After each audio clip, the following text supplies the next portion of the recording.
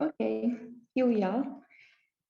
So, good evening, everyone, and thank you for joining us on the last day of the Hikma Summit of International Relations.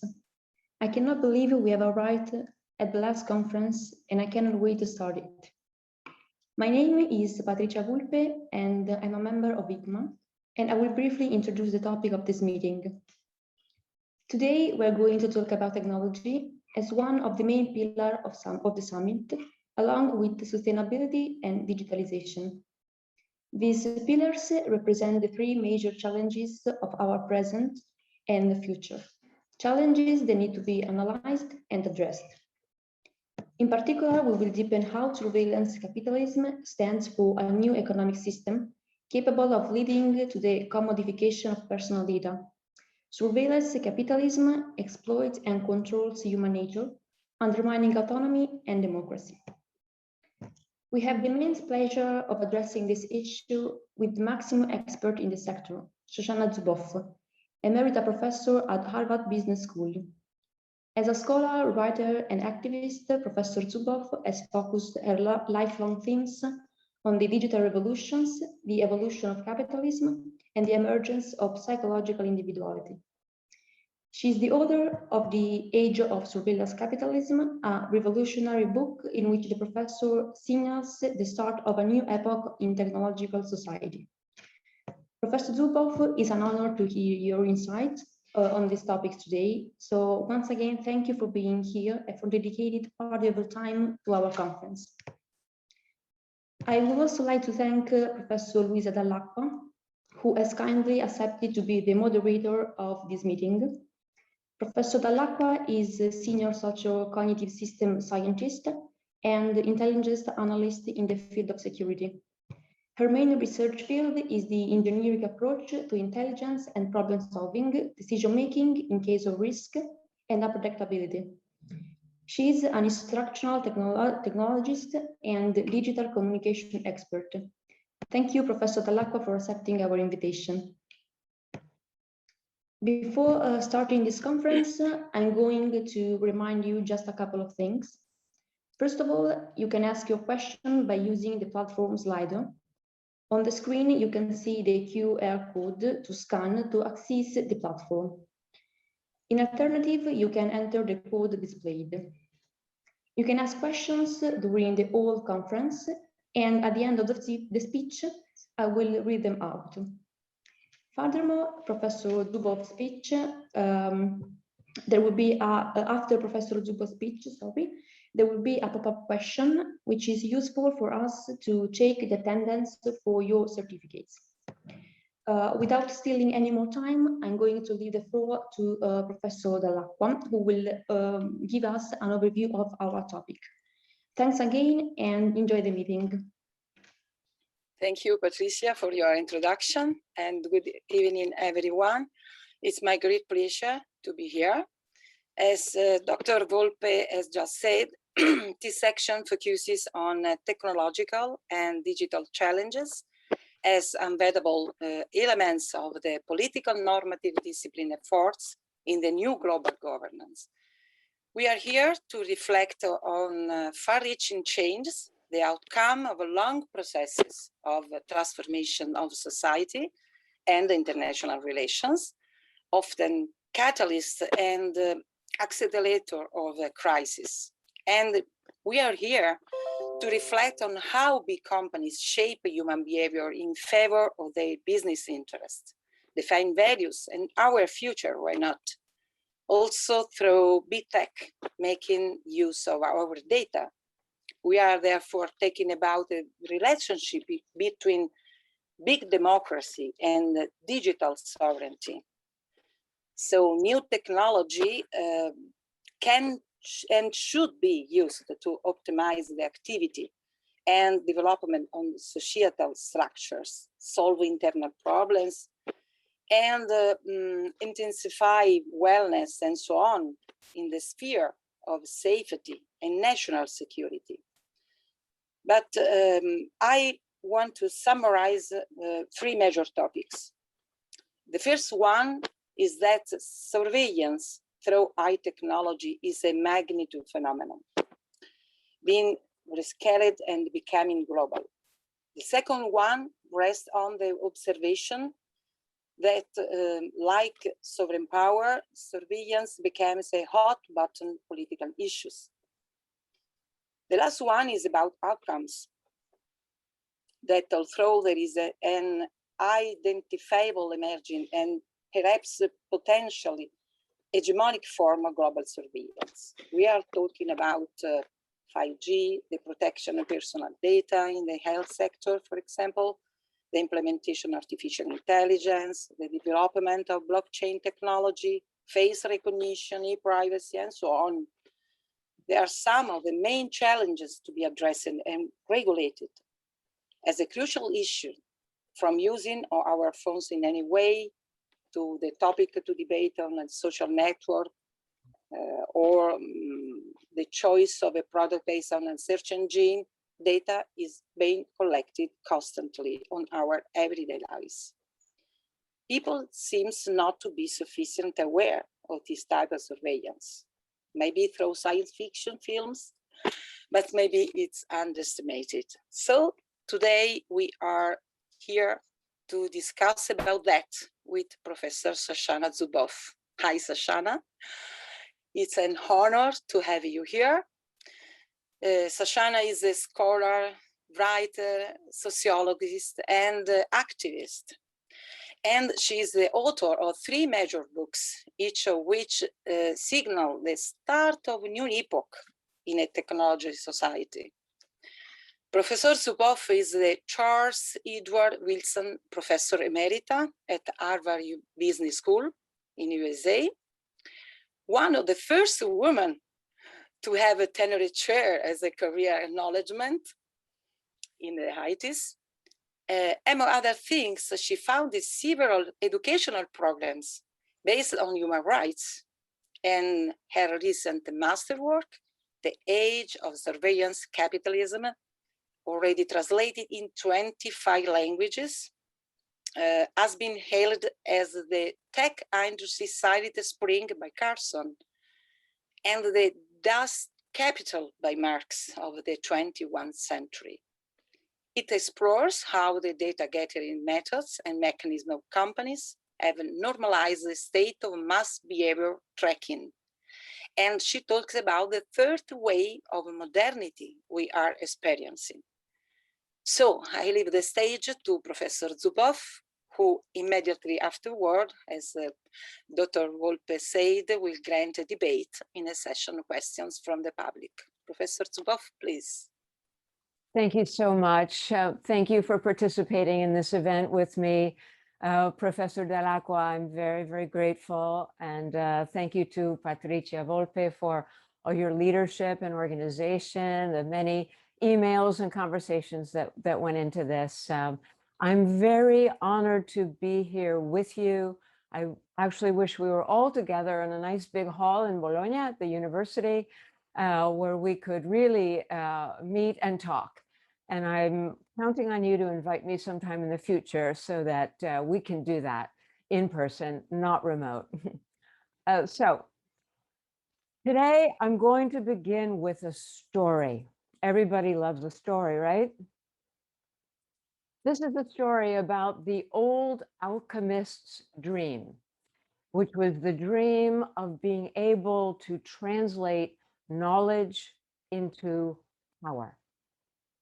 And this dream is revealed to us through some very powerful investigative reporting done by the London Channel 4 news team. They were one of the news teams that actually broke the Cambridge Analytica story in 2018. Well, this story came out in 2020 in September, where they ran a 2-night series revealing some of these really critical and powerful findings. So the story focused on the Trump 2016 presidential campaign, and specifically the dimension of that campaign that was focused on deterring Black American citizens from voting on election day. So the investigative team examined more than 5,000 leaked data files, which included details on 200 million individual American voters, along with the analyses and models used to profile personality traits, political attitudes, behavioral dispositions, interests, concerns, vulnerabilities, and much, much more. All of it in order to target and manipulate voter behavior, especially in what were in that election the key swing states of Michigan, Wisconsin, and Ohio. So the Trump campaign at that point had only a modest budget. They decided to use that budget by gambling it all on Facebook, where Facebook staffers embedded with the campaign helped them dominate what the Facebook folks call the tools. The tools. So within the campaign, within the Trump campaign, the individual who was the czar for all the digital work that they did, all their digital campaigning, was a man named Brad Parscale. And Parscale used these so-called tools to identify the citizens least likely to support Trump. And they called this an audience, which is part, again, of the Facebook trope of how they build audiences for their targeted advertising. So deterrence became the key audience for the Trump campaign. And this audience, to be deterred from voting, was composed of 54% people of color, including 3.5 million Black American voters. A senior campaign official boasted to reporters at the time of the campaign's, quote, major voter suppression operations already underway. Black citizens were bombarded with the standard range of algorithmic targeting mechanisms used by Facebook on a daily basis: subliminal cues, engineered social comparison dynamics, psychological micro-targeting, recommendation tools, real-time rewards and punishments, gamification, and more. Messages were engineered to produce negative views of Hillary Clinton, his opponent, of course, but also to persuade Black citizens that the most effective expression of their protest was to withdraw from the election process entirely. The collection, computation, and manipulation of massive scale knowledge about citizens produced massive scale behavioral change from citizens, knowledge to power. Black voter turnout declined by 7 percentage points, the largest decline on record for Black Americans. Black voter turnout in the swing states, where targeting was heaviest, was a full 1 point lower than in the non-battleground states. This episode suggests the moral of the story is that citizens of the longest lived democracy in the world relinquished their most solemn democratic right, which is the right to vote, without anyone ever holding a gun to their heads, without anyone showing up in the dead of night to threaten them with the gulag or the camp. There are no jackbooted soldiers in this scene. Instead, there are citizens who have ceded the right to self-govern in response to engineered digital communications, freighted with inflammatory messages and disinformation tailored to individual psychological and political profiles and vulnerabilities, until enough people chose to stay home on election day.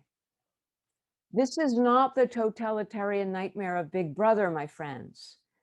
This is not a Big Brother willing to break bodies in order to bend souls to his single truth. The work accomplished here is accomplished by what I have called instrumentarian power. Instrumentarian power that secretly is wrung from knowledge. harnessed to the diminishment of human dignity through the friction-free conquest of human agency, autonomy, and self-determination. And finally, then mediated by not big brother, but rather big other, the connected, pervasive architectures of digital instrumentation. Instrumentarianism works its way through digital instrumentation to annul dignity without the threat of terror, violence, of murder. No blood, no bodies, no fingerprints, no enemy, no combat, seamless. In January 2020, as the world braced for another ugly election season that would test the resilience of American democracy, a top Facebook executive, Andrew Bosworth, posted a blunt memo crediting the Facebook Corporation with Donald Trump's surprise 2016 electoral victory. Here's what he said, quote, "So was Facebook responsible for Donald Trump getting elected? I think the answer is yes, but not for the reasons anyone believes." Mr. Bosworth laid Trump's success at the feet of Facebook's titanic machine operations, known to the world as online targeted advertising, the tools. Mr. Trump was elected, Bosworth said, quote, "because he ran the single best digital ad campaign I've ever seen from any advertiser, period." Bosworth lavishly praised Pascal, insisting that Trump 2016, quote, "remains the high watermark of digital ad campaigns," unquote. And then he observed that this, quote, "unbelievable work was the product of a simple discipline. They just used the tools we had to show the right creative to each person." Pascal confirmed this conclusion with style. Final quote. "I always wonder why people in politics act like this stuff is so mystical. It's just the same shit we use in commercial. It just has fancier names." Bosworth's praise, Pascal's confirmation, tells us everything we need to know. What qualifies as the single best digital ad campaign ever is a mastery of the alchemy that underlies every one of Facebook's machine operations, the transformation of knowledge into power, and the economic logic that drives this transformational capability is what I have called surveillance capitalism. I've spent the last 43 years, that's a long time, my friends, studying the rise of the digital as a political economic force, driving our transformation into an information civilization. Over these last 2 decades, I've observed those once young internet companies morph into surveillance empires, powered by global architectures of behavioral monitoring, analysis, targeting, and prediction. So, briefly, what is surveillance capitalism? Let's begin with some basic points. It's not technology, and it's not a corporation. Surveillance capitalism is a revolutionary economic institution governed by laws and imperatives. But because its raw material is the world of humanity, its effects are not and cannot be confined to the economic domain. Surveillance capitalism's foundational mechanisms and economic imperatives constitute a new iron cage that imposes economic order on the digital milieu and competes with democracy now over the axial principles and moral content of our social order. This is a contest for the soul of our information civilization. I have called these economics surveillance capitalism because they maintain core elements of both. First of all, traditional capitalism. Surveillance capitalism maintains the elements of private property, market exchange, growth, and profit. But the thing is, these now cannot be realized without the technologies and social relations of surveillance. Hidden methods of observation secretly consume private experience and translate it into behavioral data that are analyzed to predict future behavior. Only a fraction of what they take is what we knowingly give. Operations are geared toward harvesting predictive behavioral signals, the stoop of your shoulders, the exclamation points in your posts, or the micro expressions on your face. These exist outside of our awareness and therefore beyond our choice to give or conceal. But here comes the biggest step of all.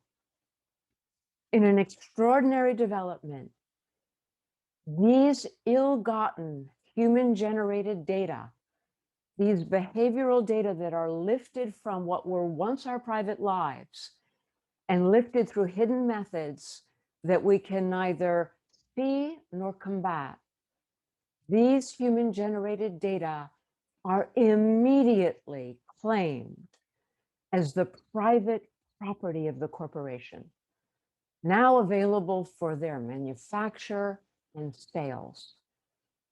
I want to be very, very clear here. The theory of surveillance capitalism challenges this property claim and redefines it as theft. In today's surveillance economy, personal information is the stolen treasure and surveillance is the getaway car. The entire economic edifice is built on this illegitimate bed of sand. What happens? The data join complex supply chains. They travel to computational factories that we call artificial intelligence or machine learning, where they are manufactured into predictions of our behavior. These prediction products are sold to business customers in a new kind of market that trades in predictive knowledge of human behavior. These are commodity markets in human futures, akin to markets in pork belly futures or wheat or oil. Surveillance capitalists sell the promise of certainty, a promise which requires data extraction and computation at an unprecedented and therefore unimaginable scale. You know, in this field, we count so much on things like whistleblowers and defectors and leaked documents. Well, one leaked document from Facebook describes its AI backbone, which is its manufacturing hub, as, quote, ingesting trillions of data points every day, trillions, and producing 6 million predictions of our behavior every second. The first globally successful prediction product was the click-through rate, sold into the first stunningly lucrative human futures market known as targeted online advertising. But predictive markets in human futures have proliferated across the normal economy, far from those roots. Commodity trading in human futures now provides the financial incentives for the massive scale extraction of human-generated data and the massive scale control of human behavior. Tragically, when corporate profits depend upon making human behavior more predictable, economic imperatives unleash a cascade of anti-democratic consequences that strike at both democracy's roots in human dignity, but also at its superstructure, the concentrations of power. And it is on the strength of these concentrations of power and for the sake of their surveillance profits that these new empires have engineered what I call a fundamentally anti-democratic epistemic coup. That means a revolutionary takeover of what is known, how it is known, and how you can know it. As you know, the word epistemic refers to everything that has to do with knowledge and knowing. Who knows? Who decides who knows? Who decides who decides who knows? The three dilemmas of this new world of epistemic power. First of all, the distribution of knowledge. Second of all, authority over that distribution. Finally, the power that undergirds that authority. This coup is defined by unprecedented concentrations of knowledge about people, and therefore the unaccountable power that accrues to such knowledge. Now,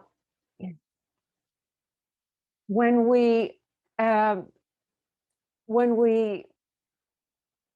think about a surveillance capitalism, we have to keep in mind that those three questions, who knows, who decides, who decides, who decides, surveillance capitalists now hold the answers to each one of those questions.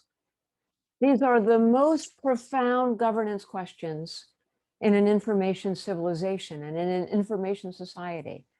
And yet we never elected them to govern. This is the essence of the epistemic coup.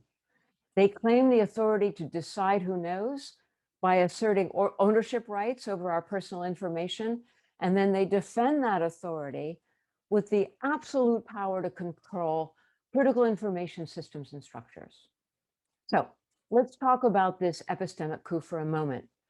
The coup proceeds in 4 stages. The unilateral and illegitimate appropriation of elemental epistemic rights is the first stage. Then comes the sharp rise in epistemic inequality. The third stage is the spread of epistemic chaos. The fourth is the institutionalization of epistemic dominance. Each stage develops the conditions for the next. We are in the midst of the third stage right now, but the contours of stage 4 are easily in sight. So I'm going to just give you a little bit of detail about each of these stages before we step back a little bit and say, what can we do about all of this? Stage 1, as I suggested, begins with the secret unilateral appropriation of epistemic rights. And this lays the foundation for everything that follows. During most of the modern age, citizens of democratic societies have regarded personal experience as inseparable from the individual, inalienable.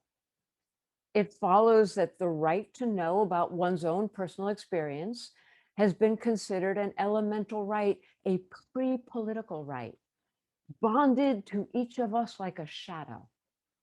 We each decide if and how our experience is shared and with whom and for what purpose. It wasn't that long ago that one of our most famous Supreme Court justices in the US, Justice William O. Douglas, he called this the freedom to select. And he said the Bill of Rights in the US Constitution gives each of us the right, the freedom to select, that right to select what of our personal lives is shared and with whom. This is the epistemic right that actually precedes privacy. We all talk about privacy law, we talk about the right to privacy, but we have skipped over this step of epistemic rights, I think largely because it has been so implicit, so elemental, so taken for granted. But in fact, privacy is a cause. And the epistemic right, the freedom to select what is shared and what remains private, privacy is the cause of that epistemic right, which is the effect.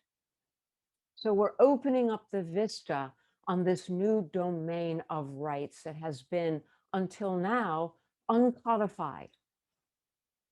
Let me just give you a really quick example. I was looking at a press release recently from Amazon. They're talking about their facial recognition system, and they're bragging in the press release.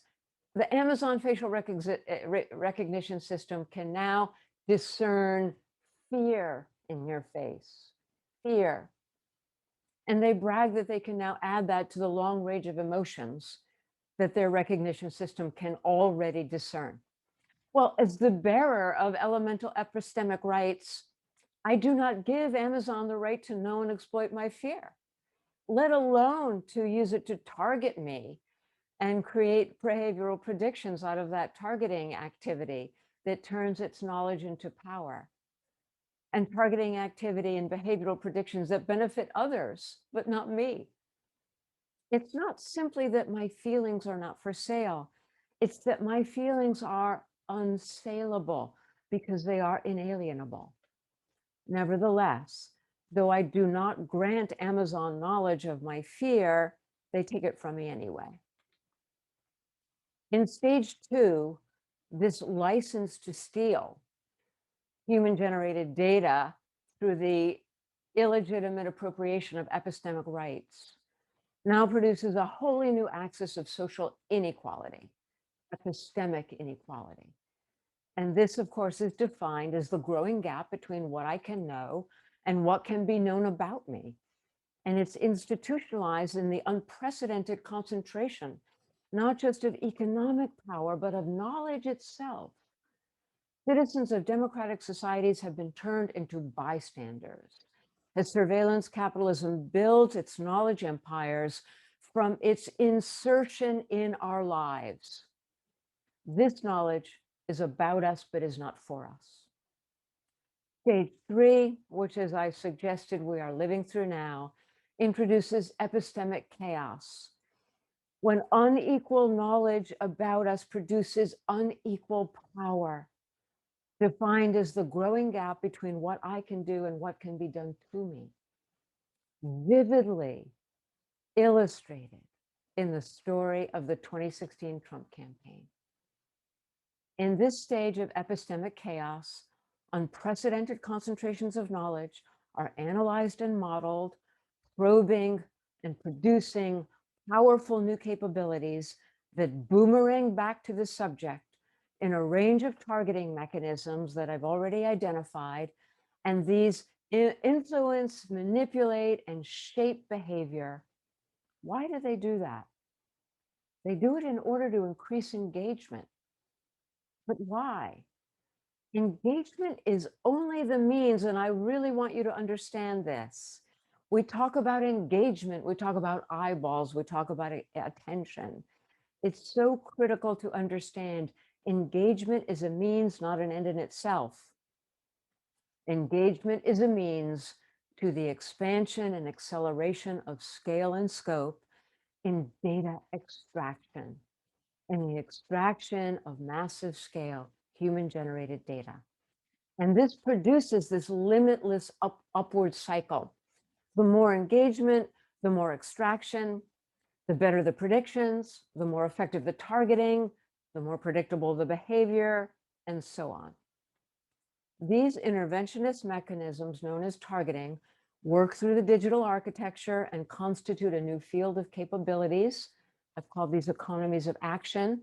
This is remote behavioral modification at scale. And these are the operational mechanisms that express and apply, as we saw in our story of the Trump campaign, instrumentarian power. Most often they come to us lightly, invisible, indecipherable, sometimes bearing a cappuccino, whispering to us of convenience and pleasure, but working their will through the medium of digital instrumentation. Epistemic chaos is unintended, but inevitable. It is the inevitable consequence of these economic imperatives, of these economic mechanisms. From the viewpoint of surveillance economics, facts or truth have no formal standing. Please know this.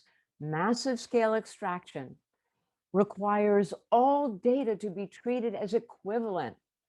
They just want to take as much as possible. All of it's equivalent because all of it adds to scale and scope, even though data are not equal. Extraction operations proceed with the discipline of the Cyclops, voraciously consuming everything it can see and radically indifferent to meaning, facts, to truth, This indifference is baked into the economic cake. In a leaked memo, another leaked memo, and this one concerns one of the executives that we've already heard about, Mr. Bosworth. He describes this structural disregard for truth and meaning. We can connect people, he says, and that can be good if they make it positive. Maybe someone finds love. That can be bad if they make it negative. Maybe someone dies in a terrorist attack. The ugly truth is that anything that allows us to connect more people more often is de facto good. Make no mistake about it. Growth tactics are how we got here. And we wouldn't be half of our size without pushing the envelope on growth. Extraction. So this extraction imperative, combined with radical indifference, produces systems that ceaselessly escalates the scale of engagement, but do not and cannot care what engages us. We are dismayed that surveillance capitalists like Facebook take so little responsibility for the content they display. But the point of view of these machine systems is that they must execute the most rancid, violent content, display it, amplify it, treat it as dots waiting for connection. And this is how they produce those 6 million predictions every second. The final ingredient in the recipe for epistemic chaos is that the human mind is drawn to the grotesque in the same way that human taste buds are drawn to sugar. Research has long shown that the most toxic, corrupt, deviant, inflammatory, bizarre, sensational, dangerous, and false content yields the most engagement. Epistemic chaos, therefore, is the result of machine systems engineered for profit-driven targeting and algorithmic amplification of the most engaging content. And that happens to be the most corrupt content, much of which is now produced by coordinated schemes of disinformation or other bad actors determined to exploit the Cyclops' blind side, its willingness to open its arms to all informational poison. So we know that Facebook has known for many years that its algorithms operate this way, that they are engineered to amplify the worst content, to disseminate the worst content, to spread the worst content. And we also know for many years that Facebook executives, most pointedly, of course, its founder, Mr. Zuckerberg, has consistently refused to modify or change these economic operations in any way. And we have seen in the case of Facebook, Cambridge Analytica, and the Trump campaign that we've talked about, that now anyone with enough money, know-how, determination can wield surveillance capitalism's means of instrumentarian power, its troves of human-generated data, its methods of analysis, modeling, targeting mechanisms, those so-called tools to produce epistemic chaos, not only in the commercial realm, but in the political realm. And this brings us to the final stage of the epistemic coup, stage 4, which I've called epistemic dominance. Epistemic chaos prepares the ground for this dominance by splintering society, weakening democratic institutions. Surveillance capitalists now leverage their absolute control and unaccountable power over critical information systems and infrastructures to vie with democracy over the fundamental rights and legal principles that define the social order in our century. Dominance is expressed in the growing displacement of democratic governance with computational governance. The machines know, the systems decide, directed and sustained by the authority of private capital and its absolute technical power. This final stage is already emergent, and you don't need binoculars to see it, my friends. European governments experienced a particularly consequential signal of epistemic dominance back in April 2020. As a beginning of the COVID pandemic, when Google and Apple refused to modify their COVID-19 exposure notification protocol in order to accommodate the EU's epidemiologically oriented tracing and notification applications. In this drama, the corporation successfully challenged the authority of democratically elected officials, public health authorities, and democratic governance with their absolute control over critical communications infrastructure. This happened despite the gravest public health emergency in a century. While many privacy advocates applauded their moves, I regard the spectacle of unaccountable instrumentarian power triumphing over democratic governments as a chilling forecast of the 21st century if the liberal democracies fail to mobilize for a democratic digital future. There are many sightings of stage 4 phenomenon. I'm not going to go into any more detail. We can talk about them during the Q&A if you're interested. I'll simply mention the so-called Facebook Oversight Board, authorized and funded by the anti-democratic corporation that it is charged to oversee, of course, and its aim, which is to substitute its own judgments for public law. Recently in Australia, both Google and Facebook demonstrated their appetite and indeed their willingness to shut down their systems rather than negotiate with the Australian government over a new code designed to remunerate the news industry for content that the surveillance capitalists stole and profited from actually quite a few years ago. These are just a couple of quick examples, and there are many, many more to discuss. So where does all of this leave us? Where does it leave us now? The questions of our digital future and of our democratic future, as Professora Dell'Acqua suggested in her introduction, these are now inseparable themes.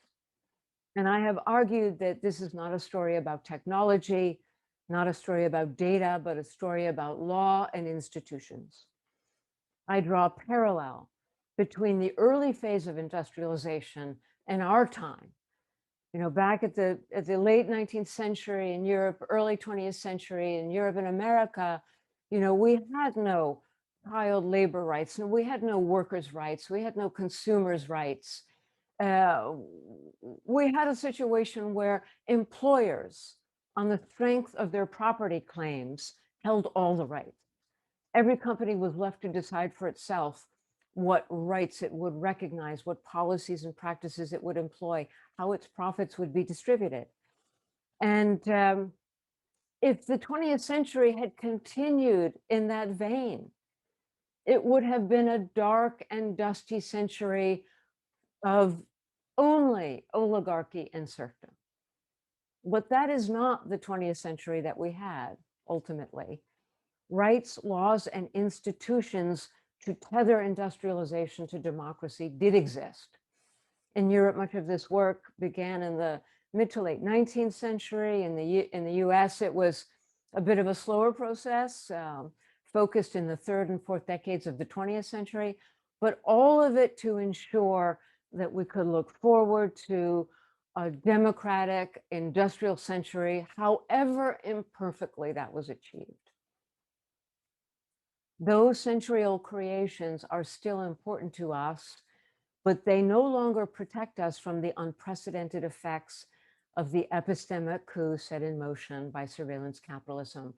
They protect us from the harms we knew, but not the new harms that we are just beginning to understand. And the result is that we are marching naked into the third decade of this century without the charters of rights and legal frameworks and new institutions that we need to ensure that our digital century is one in which democracy will flourish. This failure is, of course, amplified in the geopolitical context when you consider that, you know, China has been very intentional about designing and deploying its approach to the digital to advance its own authoritarian form of government. But we have failed to do the same in the liberal democracies, leaving a void which has been filled by the unaccountable power of surveillance capitalism. We have yet to fashion the vision that will advance the future that is aligned with our expectations and aspirations as a democratic people. So don't get me wrong here. This is not a pronouncement of doom. This is a call to action. As we embark on the third decade, we must undertake the same kind of creativity and courage that our distant colleagues undertook a century ago. It's not too late, though the tech empires want us to think it is. On the contrary, I actually think this is the right and necessary time to undertake the creative action that history measures in decades, not in news cycles. 3 decades into this century now, what are the principles that can guide us into this third decade? I'm just going to name them and perhaps we can discuss them some more. The first principle is that the democratic rule of law must govern. The digital must finally live in democracy's house, subject to public law, subject to the rule of law. There are no rights and democratic laws that exist that don't also adhere in this domain, which has been heretofore protected by a myth called cyberspace. There is no cyberspace, only machines and capital, people and data. The second principle, new conditions of existence summon new rights. Every age has to face this kind of question. What are the kinds of things that we have counted on, have been essential to our nature and to our freedom, but we have taken for granted, that now have to travel that migratory path from being elemental pre-political rights to rights that are codified in law, juridical rights. That's where we are right now with the ones taken for granted, rights of epistemic sovereignty over our own private experience. And that's what we have to work on now in our new charters of rights. Third principle, unprecedented harms demand unprecedented solutions. We come into the third decade armed with many new powerful harms that we face. The massive scale extraction of our personal lives, that our private experience has become the raw material for these behemoths, which have now become the largest corporations on earth. This is an extraordinary harm, that we have markets that trade in the commodification of our future behavior. These things have never existed before, and we are going to need new laws and new institutions to address them. So finally, my friends, let me say this. I apologize. No, you're welcome. Thank you very much for your clear and very interesting speech. Just to excuse me 1 second, Professor, just to wrap up that thought. I apologize for this legacy that my generation has left you. You are younger, most of you. I am older, but this now falls to you to solve. And I know that seems like a heavy burden, but the fact is that democracy is a fragile entity. And every generation at one time or another is called to strengthen and drive democracy so that it's here for the next generation. And this next decade is going to be crucial. It will be warriors for democracy who lead the way. And I believe and hope and urge that you will be in the forefront of this defining struggle of the 21st century. Thank you so much. Over to you, Again. Louisa. Thank you again. Sorry for my misunderstanding. No, not at all. And I fully agree with the relationship between knowledge, information, and power, surely. And it is also a question of trust in democracy. So I understand that how product prediction is vital for a company, but I prefer to call that a crime, a cybercrime for the citizen. So I can accept the statement, this is the game of capitalism. It is not illegal, maybe said in a court wall by Zuckerberg, I don't know. And we move between law and ethics within a self-referencing system, surely. So I have two questions, two short questions. Please. And let me ask. And the first one, downside. Citizens can enter the game system of capitalism, which became the humus in which to survive. I think about Niklas Luhmann's idea of the individual within the system itself. And an example can be the introduction of the Whipple app, the app that promises its member remuneration in exchange for the transfer of their data. So what do you think of the monetization of the data? It's a right of a citizen? This is my first question. Shortly, my second question. Having closer to my area of expertise is the so-called open source intelligence, the Oversight. It's an intelligence analysis issue. I'm not talking about the action of the Secret Service, where interception is allowed for reason of national security. I'm talking about open source technology, legally accessible to the public, without necessarily violating any copyright or private laws. I myself follow the FBI, CIA, National Police, International Security on social networks, and they publish posts to disseminate, for example, mugshots, profiles, or of a wanted person, as well as intelligence analysts study on the network photos and videos, including metadata, geospatial information in subduing crime. Now, I'm also the identification of IP addresses with search engines such as Shoshana, Chances, and so on. So my question, what's your idea of open source technology, the concept of free?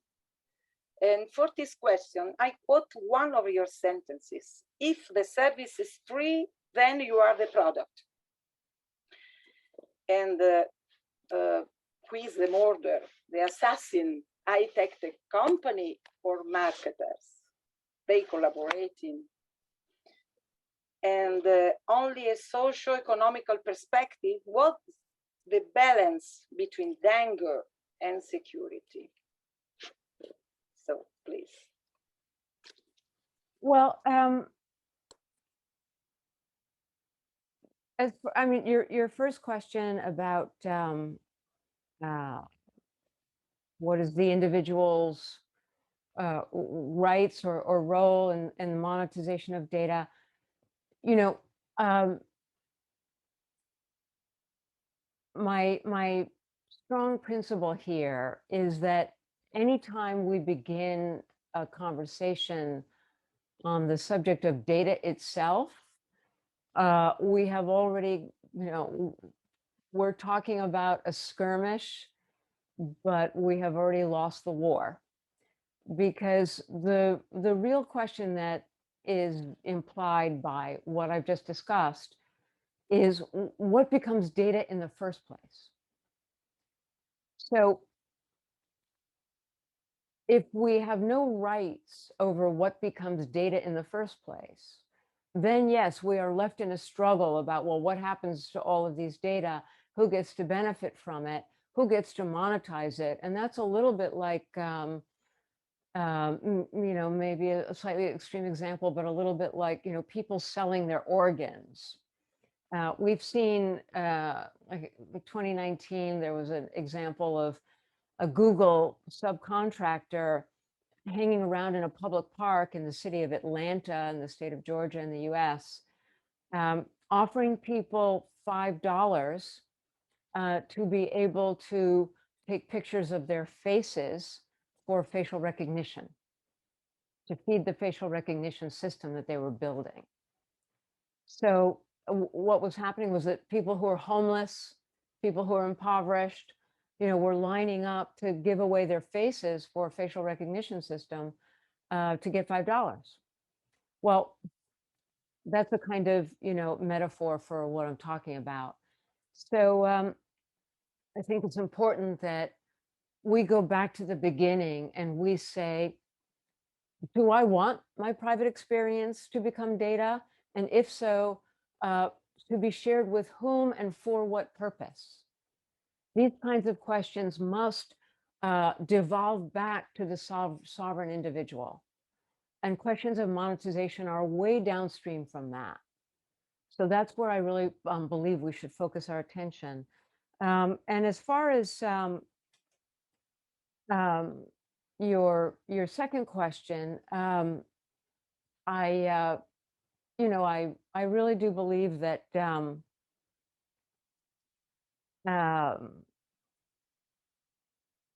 as I say, there has been this slogan out there for a long time that, you know, if you're not paying for a service or a product, then you're the product. But I have dissented from that point of view, in the sense that, you know, companies have to take care of their products. Companies have to do quality control. They have to care about their products. The situation we're in is actually more extreme. I argue that we are the source of raw material for the creation of these data flows. We are not the product itself. The product comes out of the factory. The product are the analytical products, these computational products that emerge on the other side of the AI. That's what they're selling. That's what constitutes their markets. That's where the financial incentives are. Of course, in the ecosystems that form around the big surveillance capitalists, there are smaller companies who are, you know, they're niche surveillance operators, and they're creating data about specialist subjects, for example, behavior that might tell us something about, will you be a good person to rent a property to? Or, you know, or how can we learn more about your health? You know, so there are a whole range now of niche areas where there are specialist surveillance operations, surveillance as a service. But in general, I think we want to remember that we are the raw material, not the product. And as such, we really do have sovereignty in this very fundamental way that we have to rediscover and reassert, because now that is exactly what has been challenged.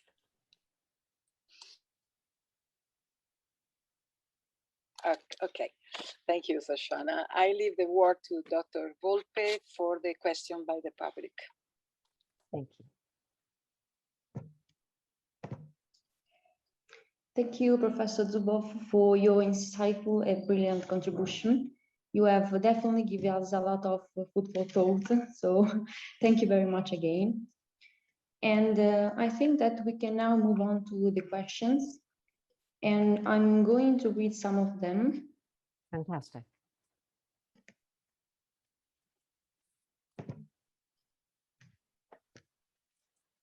Okay, just a few seconds, because we are going to see them on the screen.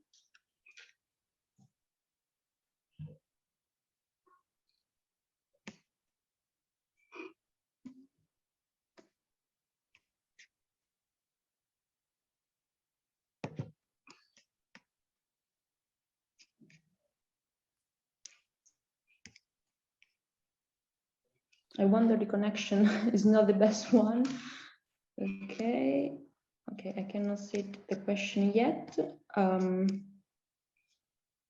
Okay, here we are. Okay, so I will start with Claudia Capasso's question. How can we find a healthy balance between surveillance and security? I'm thinking mostly about terrorist prevention in an age where terrorism uses the net. Well, it's so interesting, this cycle of, as you say, surveillance and security. One of the questions that, of course, is an obvious question to ask is, how is it that surveillance capitalism was able to root and flourish for the last 2 decades with hardly any impediment from law? And I recognize that that statement is a little bit more attenuated in Europe than it is in America, where there really has been literally, very little public law to impede it at all. So there are many answers to this question, why has it been allowed to develop? But one of the key answers is that right from the beginning, our intelligence agencies, national security apparatus, recognized that they wanted a whole lot of data. The buzzword in 2001 after the 9/11 attacks, the buzzword was total information awareness. And so the agencies wanted, all the data. They wanted all the data, and they got into this big data way of thinking, this big data paradigm that said, you've got to have everything in order to later perceive the patterns, connect the dots. And if you're going to connect the dots as your way of learning, and you cannot know a priori what might become a dot, what might become a crucial point in a pattern. And the result of that is you have to collect everything in order to be able later to connect the dots. You don't know in advance what is a dot. So this is how we got into this modality. The American Constitution, our public laws make it illegal for our public agencies to do wholesale collection of human-generated data.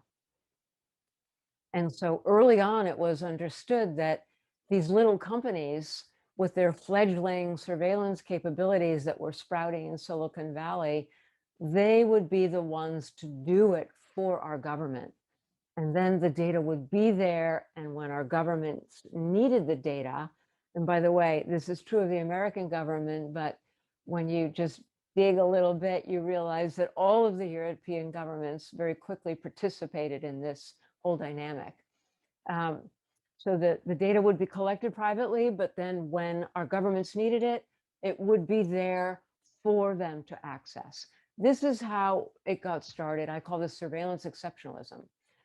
What is interesting now is that when you look at the literature on information warfare, you look at the literature on national security now, what so many experts concur on is that we have become so vulnerable to the hackers, to the Russian specialists. We have become so vulnerable to the Chinese specialists because everything about our lives is on display. Everything has been digitized. Everything is out there in transit, in servers. Everything has been turned into data. As one information warfare specialist put it, why should these bad actors bother to figure out, how to, get into our lives, get into our activity, get into our institutions, and turn all of that into data when everything has already been turned into data? All they have to do is figure out how to get into those systems where the data already exists and just hack it out. So there's a growing consensus, if not already an established consensus, that having been made transparent without our consent, without our knowledge, let alone our consent, having been made transparent in this way, has made us more vulnerable, has made our institutions more vulnerable, has made our physical operations more vulnerable. And as the analog version slips away and all that's left is the digital interface, this is a vulnerability now that we are all forced to deal with.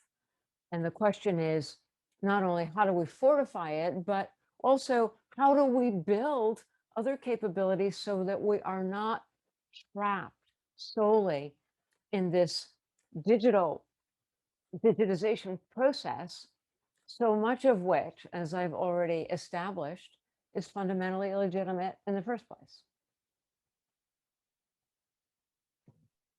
Thank you very much. Yeah, Andrea Berci asks, is the right to privacy a luxury? And do the rights-based concerns of surveillance capitalism differ in the developed and developing world? Well, the right to privacy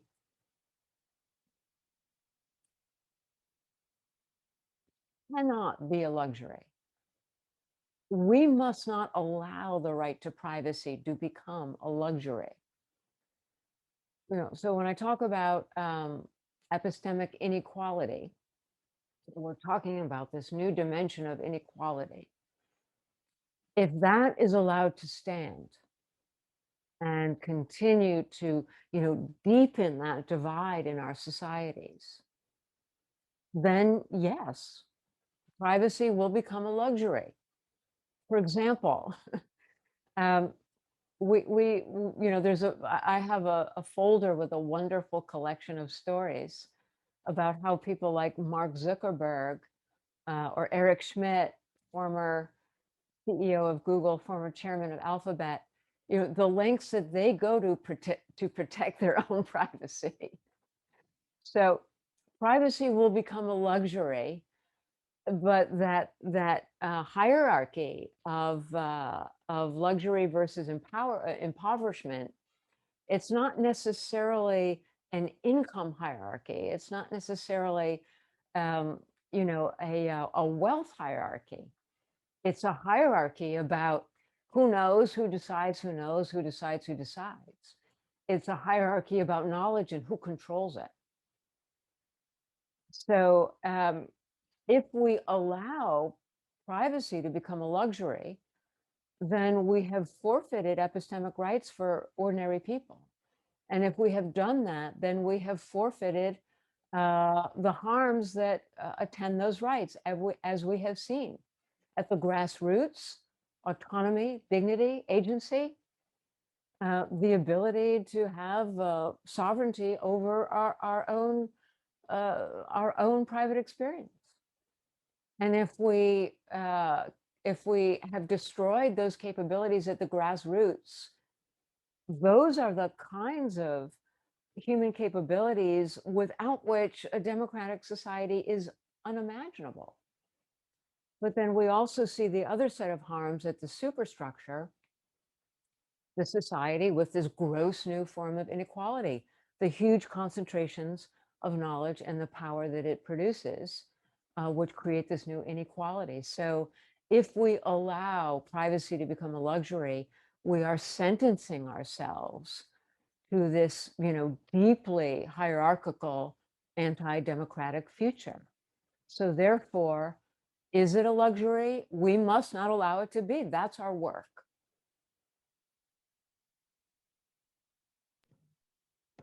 Okay, I will move to the next question.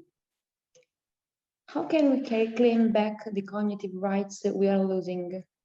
Are awareness and mobilization enough to provoke a change?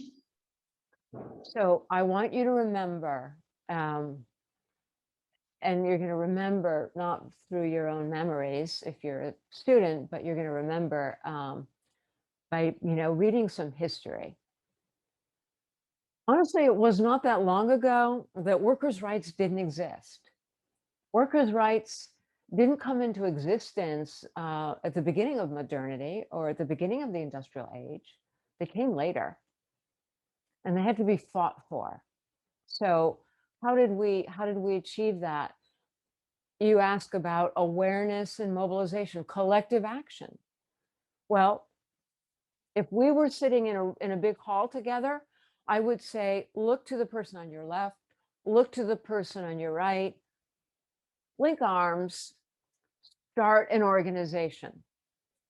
Start an organization in your university, start an organization in your apartment building, start an organization in your neighborhood or your community, start an organization in your professional milieu, start an organization. Collective action. Will it be the same forms of collective action that were used in the industrial age to fight the fights of for labor and consumers? No, they will be distinct to our time and your sensibilities. But it begins with awareness and mobilization, collective action. It doesn't stop there, because collective action toward what? So we have to be focusing on our lawmakers, and we have to be insisting and collaborating with our lawmakers. We have to be insisting on new rights and the laws that will institutionalize those rights. And the other thing is that a century ago, not only did we have new rights and new laws to oversee those rights, but we created all kinds of institutions that lived under the governance of public law.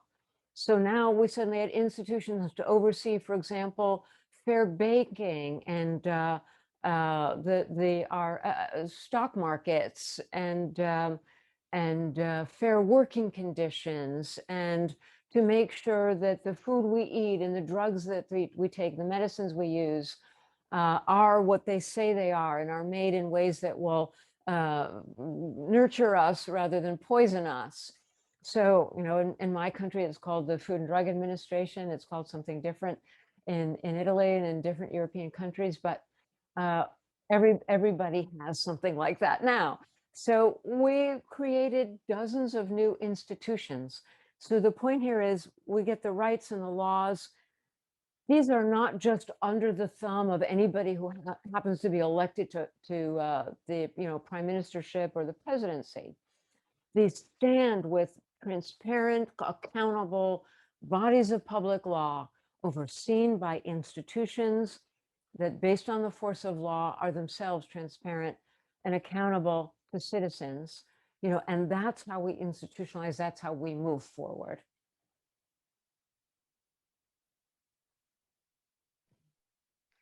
Thank you, Professor. Another question? Did you want me to just keep going on the questions, or? Yeah. How stronger do you think EU legislation is compared to the US? Good question. Okay, so let's start with the GDPR. The GDPR took a lot of time, great, brilliant people, and it accomplished a lot of things. When the work on the GDPR was being done, it really still operated under this paradigm that didn't really understand what I call behavioral surplus, which I didn't mention in my talk, but just super quickly, I mentioned they're after the behavioral signals, the stoop of your shoulders, remember that? The micro expressions in your face. When we talk about those trillions of data points every day that they work with, it's not just what we knowingly give them, it's what they secretly take. That's what makes it surveillance capitalism, because we don't know that they're taking it and what they're doing with it. So GDPR really didn't confront that. It was, so when you say in GDPR, data access, data portability, the point is you're going to get access to, they're going to give you back what you put in, and they're going to let you take with you what you gave them. But those 6 million predictions per second, those trillions of data points, that's not coming to us through GDPR. So it seems to me that the only way we're going to deal with that is to stop it happening in the first place. we have to contest extraction. So instead of going downstream where we are focused now, as I said a minute ago, downstream, what's going to be private? And do I get access? And who owns it? And can I take it with me? That's downstream. We're already focusing on the data. Or content moderation, that's downstream. Can this go on? Should this come off?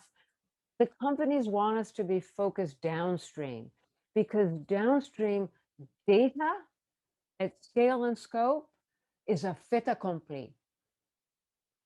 We need to go upstream to the source. We need to contest the unilateral and illegitimate extraction of massive scale generated data, our data, human generated data. We need to contest it at the source. That's where the interface with our sovereignty as individuals exists. I was looking at, I was searching for something last night. And in the search, I was looking at a person that I know very well. And at the bottom of the page, I was looking at the list of things I could find out about this person, including her net worth, a picture of her house, her parents, the names of her family members, her address, all these things about her. And I thought to myself, I can't even bear to look up Shoshana Zuboff and see all of that listed to me. Shoshana Zuboff's parents, I don't know if you can read about that or not, but if you can, I certainly never told anybody. I didn't choose that. So, you know, the more they know about us, they take it without our permission, they take it without our knowledge, the more they can do to us, the more democratic society as we know it unravels.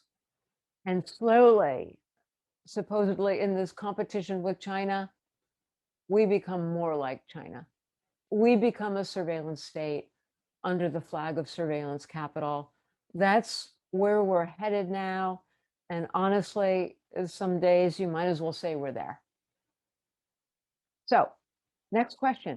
Is surveillance capitalism going to become the main? Sorry, Professor. I'm so sorry for stopping you. I'm so sorry.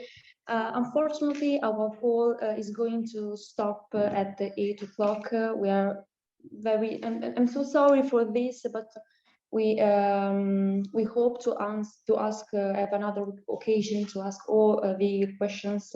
We have received a lot of questions, in fact, and I'm perfectly aware that unfortunately we will not be able to ask all of them because of these technical problems.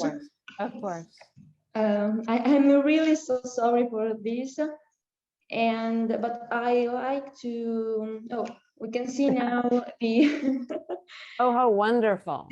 Yeah, all the drawings. I hope you enjoy it. And Patricia, will you send me a copy of this, please?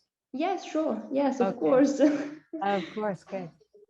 Yes, and I like to thank you very much for your incredible conference. It was really interesting. It has been a pleasure and honor to listen to your remarks, and they have been really inspiring. So thanks again. You have definitely given us a lot of food for thought. And a special thanks given also to Professor Dall'Acqua to help us developing this special event, and to all of my colleagues of Hikma, without whom all this would not have been possible. And last but not least, thanks to all of you who attended this meeting. I hope you enjoyed the conference and that found it interesting. Before leaving the meeting, I'd like to add one more thing. To close this long journey, we have organized a closing ceremony that will start shortly. I invite you all to join us to talk to each other, exchange feedbacks, and to officially close the second edition of the Hikma Summit of International Relations. And we wait for you all. Professor Zuboff, I apologize again for this technical problem. And thank you very much for joining us again. You're very welcome. Thank you for having me, and congratulations on a wonderful conference. Thank you for your inspiring, great work, Shoshana. Thank you so much. Thank you so much. Thank you.